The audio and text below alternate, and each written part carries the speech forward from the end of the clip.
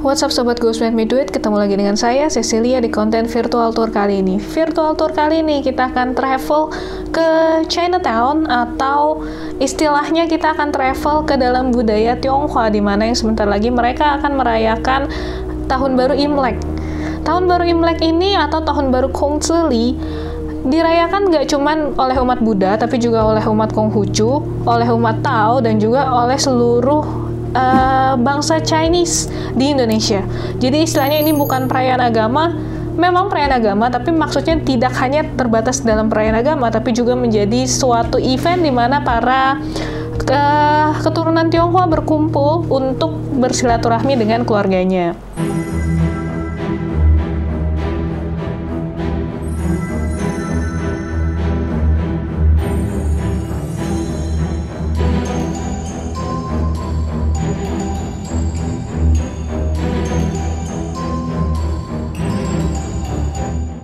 Nah, dalam kesempatan kali ini kita akan ngebahas makna Imlek sesungguhnya itu apa sih? Kalau kalian akhir-akhir ini pergi ke daerah Glodok, Pecinan, pergi ke daerah-daerah yang banyak kelentengnya, kalian pasti akan ngelihat kalau misalnya di meja kelenteng itu disediain begitu banyak makanan, begitu banyak, bahkan makanannya tuh mewah dan lengkap. Istilahnya mungkin ada gurame goreng saus tomat, ada sate babi, atau ada apapun yang maksudnya memang benar-benar terlihat mewah banget. Itu kenapa sih? Bener nggak sih kalau misalnya umat Buddha itu ngasih makan ke patung? Terus kalian pernah mikir nggak sih kalau begitu umat Buddha, Konghucu, dan Tao itu tuh berarti buang-buang makanan gitu dong ya? Maksudnya makanannya habis dikasih ke patung terus disia-siakan begitu aja. Nah, padahal di dunia ini tingkat kelaparan global tuh masih banyak banget. Bener nggak sih kira-kira kalau misalnya umat Buddha itu memang buang-buang makanan, wasting food, dan bahkan jadi salah satu aspek yang menyumbang kelaparan dunia? Apakah kalian pernah mikir begitu? Kalau kalian pernah mikir begitu, yuk kita saksikan konten ini selengkapnya. Tegakkan kursi kalian dan duduk yang manis, dan komen samus lamahia. Dalam budaya Buddhis, Tao, dan juga Konghucu, memberikan persembahan tidak semudah kelihatannya. Memiliki kemampuan untuk memberikan persembahan ada 3 syarat. 1. Sebelum mempersembahkan, batinnya harus dipenuhi kebahagiaan. Dan pada saat mempersembahkan, batinnya harus bersukacita dengan keyakinan yang teguh. Dan setelah mempersembahkan, batinnya harus dipenuhi oleh perasaan sukacita. Memberikan persembahan berarti melepas keserakahan dan kepemilikan, di mana dalam ajaran Buddha, semakin seseorang tidak merasa memiliki terhadap suatu hal, seperti harta, maka semakin sucilah ia. Persembahan di altar Buddha pada umumnya berupa makanan, berupa kue dan buah yang dipercaya memberi keberkahan, kejayaan, dan kekayaan. Permen dan manisan dipercaya agar hubungan kian manis dan erat kembali. Dupa, lilin, dan wewangian yang dipasang sebagai bentuk persembahan kepada para Buddha dan Bodhisattva. Namun, di luar dari persembahan tersebut, ada juga persembahan berupa pakaian dan peralatan hidup biku.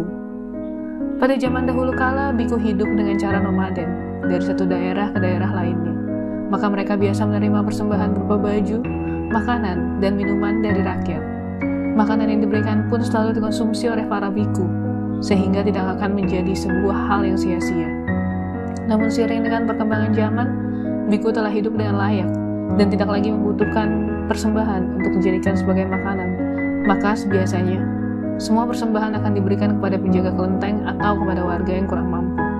Ada kalanya mereka mengajarkan bukan hanya untuk memberi, tapi juga untuk menyelamatkan diri sendiri dari keserakahan, dari kemelekatan, dan juga dari diri sendiri yang selalu ingin menjadi lebih daripada apapun.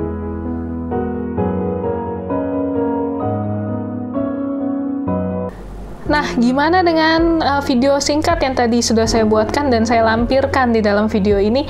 Kira-kira kalian ada pertanyaan atau sudah paham tentang kenapa sih kalau misalnya umat Buddha itu nyediain makanan di depan rupang Buddha, di dalam patung Buddha itu, di depan patung Buddha, kenapa nggak bisa dibilang kalau itu adalah sebuah hal yang sia-sia dan sama sekali tidak menghargai istilahnya tidak menghargai orang-orang yang butuh makanan? Sebenarnya enggak, guys. Justru jauh lebih lebih bagusnya lagi, biasanya setelah perayaan Imlek selesai ini, karena kan biasanya selama Imlek kelenteng tuh buka 24 jam ya, jadinya selama 24 jam itu biasanya fakir-fakir miskin atau warga-warga yang kurang berkecukupan di sekitar wihara itu, mereka justru malah menerima berkah selain dari angpau, tapi juga mereka dapat berkah berupa makanan-makanan yang masih layak saji, dan makanannya yang pasti enak banget.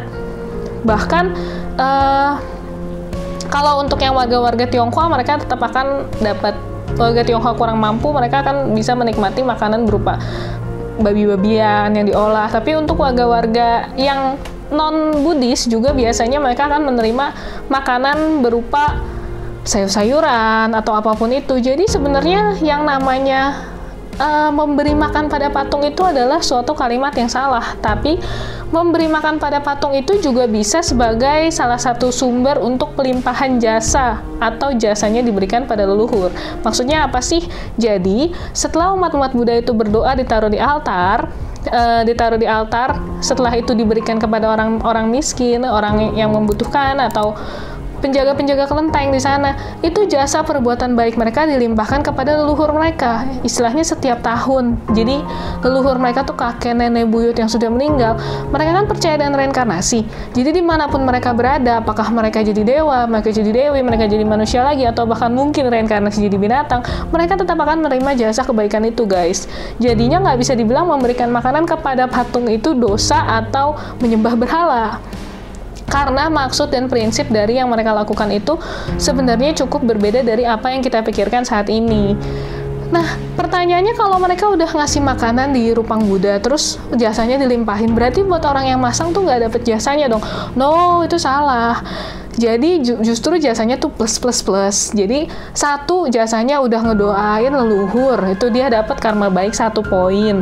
Terus dia makanannya dikasih ke warga sekitar, tetap dapat karma baik poin kedua. Dan yang ketiga adalah itu melepas keserakahan dengan berdana. Jadi untuk umat Buddha, kenapa mereka senang banget ngasih makanan di saat Imlek? Jelas karena menurut mereka kan dapat karma baik plus. Nah, pertanyaannya, boleh nggak sih kalau dilakukan di luar Imlek? Boleh banget, cuman biasanya sebagai reminder mereka harus melakukannya setiap tahun sepanjang Imlek. Jadi maksudnya ada reminder lah, jadi mereka rutin setiap tahun mereka akan mempersembahkan persembahan yang seperti itu. Karena memang nggak bisa dibilang murah juga, karena untuk beli sayur-sayuran seperti itu kan maksudnya nggak semua orang memang diwajibkan, tapi untuk yang mampu biasanya mereka akan melakukan hal seperti itu. Nah, saya mengerti konsep seperti ini memang agak sulit diterima oleh agama lain atau oleh budaya lain. Tapi tenang aja, ada ribuan dan jutaan agama di dunia ini, tapi cuman agama kamu yang paling benar. Percayailah apapun yang kamu percayai, dan biarkan orang lain mempercayai apa yang mereka percayai. Tidak ada agama yang mengajarkan hal jelek di dunia ini. Kalau ada agama yang membuat kalian merasa jelek, berarti kalian yang salah mengartikan apa yang diajarkan dari agama tersebut. Ingat, tidak ada agama yang jahat, yang ada hanyalah makhluk atau orang yang menyalahgunakannya atau menyalahartikannya. Begitupun dengan umat Buddhis, umat Tao, dan umat Konghucu yang mereka memberikan makanan kepada altar, ternyata mereka juga punya alasan di balik itu, dan alasan itu bisa kita terima dengan akal logika. Makanya dari itu berhenti menjelekkan agama yang lain, dan konten ini dibuat bukan untuk membaguskan salah satu agama ataupun menyudutkan salah satu agama, tapi justru untuk membagikan ilmu pengetahuan kepada kalian, kepada teman-teman semua, dan memberitahu kalian bahwa pada dasarnya tidak ada agama yang jelek di dunia ini. Yuk kita hormatin semua agama yang ada di Indonesia, dan saya rasa konten ini sampai di sini saja, dan adios.